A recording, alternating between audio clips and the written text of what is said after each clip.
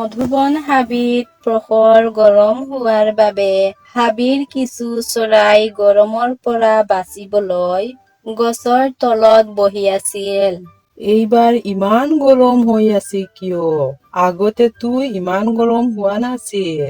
গৰম কেনেকৈ নহব?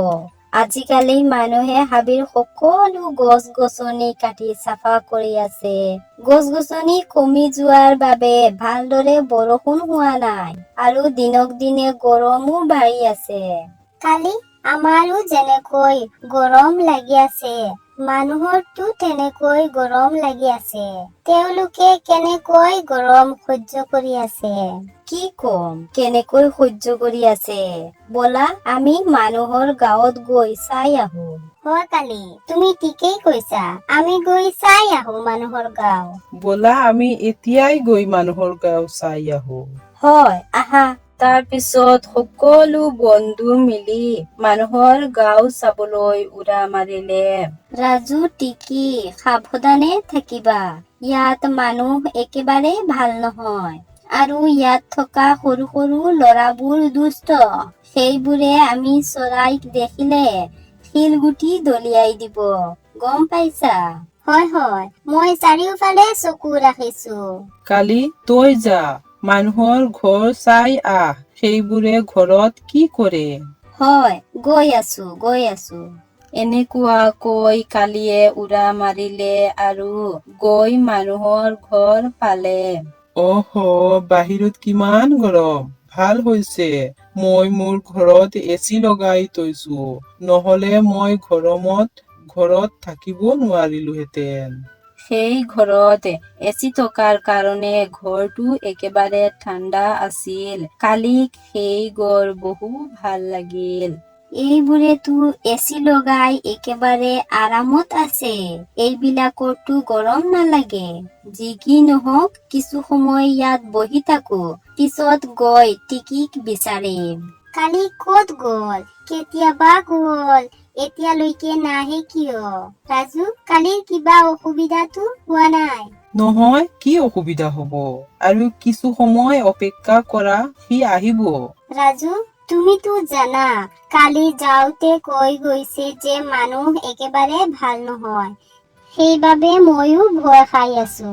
টিকি, তুমি এনেকুৱা কিয় কৈ আছা? কালি বহু চতুৰ, তাইক কোনেও ধৰিব নোৱাৰে। তই নাযাবি, মই গৈ চাই আহো সেই ঘৰত। হয়, তুমি যোৱা, মই ইয়াত অপেক্ষা কৰি আছো। ইয়াৰ পিছত টিকি কাষৰ ঘৰত গ'ল আৰু সি গৈ দেখা পালে কালি নিশ্চিন্ত মনে শুই আছে। কালি, অ' কালি, আৰে তুমি ইয়াতে শুই আছা? উঠা কালি। আৰে মা, মই ইয়াত শুই আছো। ইমান সময়ৰ পৰা মানুহে যদি মোক দেখা পায়, তেন্তে মোক মাৰি পেলাব। ভাল হৈছে টিকি, তুমি আহি মোক জগাই দিয়াৰ বাবে। মই কেতিয়াৰে পৰা আহিব বিচাৰিছিলো, কিন্তু ৰাজুৱে মোক বাধা দি আছিল। আহা কালি, এতিয়া আমি যাওঁ। সেইবোৰৰ তেনেকুৱা কথা বতৰা হৈ আছিল। হঠাৎ সেই ঘৰৰ মালিক জাগি যায়। মালিকে দেখা পালে যে দুটা চৰাইয়ে তাৰ ঘৰত বহি আছে আৰু মানুহৰ নিচিনা কথাও পাতি আছে। আৰে, এইবোৰ কেনে ধৰণৰ চৰাই? এইবোৰে মানুহৰ নিচিনা কথাও পাতি আছে। অ' চৰাই, তহঁত কোন আৰু মোৰ ঘৰত কিয় আহিছা?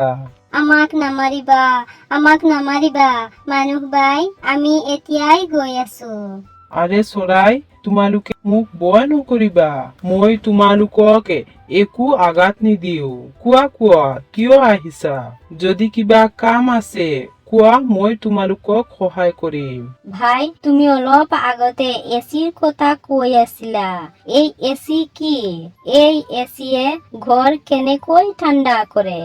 অ', তেন্তে তোমালোকে এই এচিৰ বিষয়ে জানিব বিচাৰিছা? এই চোৱা, এইটো আমাৰ এচি। এই এচিয়ে আমাক গৰম দিনত ঠাণ্ডা বতাহ দিয়ে। এই ঠাণ্ডা বতাহে আমাক গৰমৰ পৰা ৰক্ষা কৰে। তোমালোকৰ এই এচিৰ বিষয়ে জানিবলৈ কিয় প্ৰয়োজন? ভাই, আমাৰ হাবিত প্ৰখৰ গৰম। আমি গৰম সহ্য কৰিব নোৱাৰা হৈছো আৰু আমি মানুহৰ গাঁৱলৈ ওলাই আহিছো।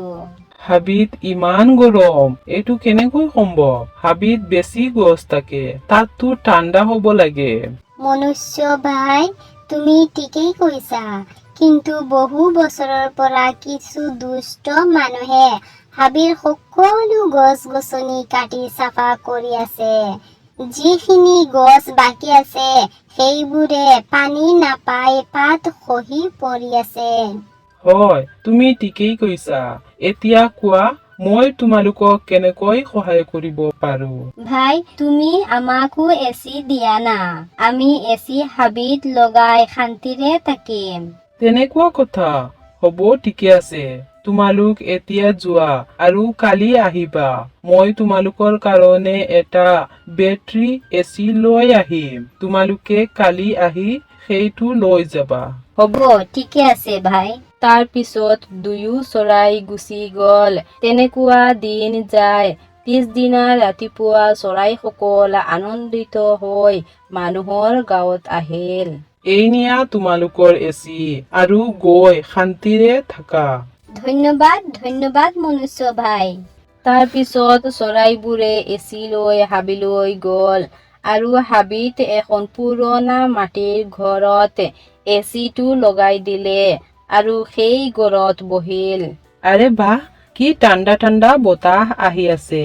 এনেকুৱা ঠাণ্ডা লাগি আছে যেনেকুৱা মই বৰফৰ পাহাৰত বহি আছো। হয় ৰাজু, এই ঘৰত বহুতো ঠাণ্ডা লাগি আছে। চৰাইসকলে এচি অনা কথাটো হাবিত থকা চোৰ চিলনীৰ কাণত পৰিল। কি ক'লা? গৰীব চৰাইসকলে এচি আনিছে আৰু তাকো মাটিৰ ঘৰত লগাই শান্তিৰে শুই আছে। নহয় নহয় নহয়, মই কথাটো কেতিয়াও সহ্য কৰিব নোৱাৰো। মই এজন বিখ্যাত চোৰ। মোৰ ওচৰত বহু ধন আছে। মই এই ভয়ংকৰ গৰমত থাকিম আৰু সিহঁতে এচি লগাই ঠাণ্ডা বতাহত থাকিব। মইতো কৈ আছো কি আপুনি তাত গৈ এচিটো চুৰি কৰি লৈ আহা। এতিয়া মই তাত গলে চৰাইবোৰে মোক দেখা পাব। আপুনি মিছাতে ভয় খাই আছে। আপুনি এজন বিখ্যাত চোৰ হয়। যদি সামান্য চৰাইক ভয় কৰে তেন্তে সিহঁতে আপোনাক আৰু ভয় খুৱাব। মোৰ কথা শুনা, আপুনি এতিয়াই গৈ এচিটো চুৰি কৰি লৈ আহা। লাল্লুৰ এনে লোভনীয় কথা শুনি চিলনী চৰাইবোৰৰ ওচৰলৈ যাবলৈ ধৰিলে আৰু কিছু সময়ৰ পিছত তাত উপস্থিত হয়। তেতিয়া সকলো চৰাই শুই আছিল। হয়, এইটোৱেই ঠিক সময়। যাও, কামটো সোনকালে শেষ কৰি দিও। তেনেকুৱাকৈ চিলনী এচিটো আনিবলৈ গল। যাওঁতে হঠাৎ ৰাজুৰ শৰীৰত তাৰ ভৰি লাগি যায় আৰু ৰাজুৰ টোপনি ভাঙি যায়। আৰে চোৰ, তই ইয়াত কি কৰি আছ? কালি টিকি উঠা। ৰাজুৰ মাত শুনি কালি আৰু টিকি দুয়ো উঠি গল। এই চোৰ, তই ইয়াত কি কৰি আছা? এতিয়া তোৰ ইয়াত কি কাম আছে? মই এচি দেখিবলৈ আহিছিলো। দেখিবলৈ নে চুৰি কৰিবলৈ আহিছিলা? চুৰুনি টিকি, ৰাজু, ইয়াক ধৰা আৰু পিটা। কালিৰ কথা শুনি টিকি আৰু ৰাজু চিলনীক ধৰি ললে আৰু তাক বহুতো পিটিলে। চিলনীয়ে মাৰ খাই ইয়াৰ পৰা পলাই গুচি গল। আৰে বাবা, মৰি গলো। এই লাল্লিৰ কথাত আহি মই মাৰ খালো। চোৱা, এচি আনিবলৈ 2-3 দিন হোৱা নাই, চুৰি কৰিবলৈ আহিছে। কালি আমি সাৱধানৰে এই এচিটো ৰাখিব লাগিব, নহলে এই চোৰ কেতিয়াবা আহি এচি চুৰি কৰি লব। ইয়াৰ পিছত চিলনীয়ে লাল্লিক বহুতো মাৰিলে। তোৰ কথাত আহি আজি মই মাৰ খালো।